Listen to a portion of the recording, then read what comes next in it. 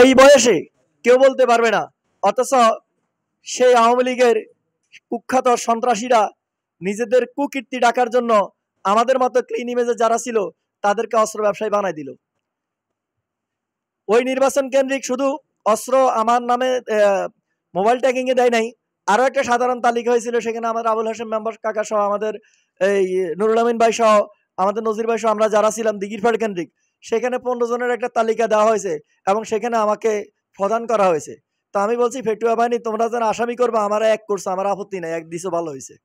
তো যাই হোক, আমরা দীর্ঘদিনে অত্যাচার অবিচারগুলো আমি আজিম সহ্য করেছি তা না, প্রত্যন্ত অঞ্চলে আমাদের প্রত্যেকটা নেতা কর্মী সমর্থক প্রত্যেকে এই লাঞ্ছনা বঞ্চনা শিকার হয়েছে।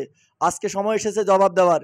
কিন্তু আমার নেত্রী, দেশনেত্রী বেগম খালেদা জিয়া, তারুণ্যের অহংকার তারেক রহমান এবং আমার প্রিয় নেতা ব্যারিস্টার মাহমুদুদ্দিন খোকন সাহেব বলে দিয়েছেন আমরা তাদেরকে মাফ করে দিয়েছি।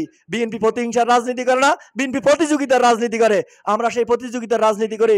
আগামী দিন বিপুল ভোটের মাধ্যমে আমাদের প্রিয় নেতা ব্যারিস্টার মাহমুদুদ্দিন খোকন ভাইকে নির্বাচিত করার মাধ্যমে সারা বাংলাদেশে ধানের শীষের গণজোয়ারের মাধ্যমে গণতান্ত্রিক সরকার প্রতিষ্ঠিত হবে, এই আশাবাদ ব্যক্ত করে আমি আমার সংক্ষিপ্ত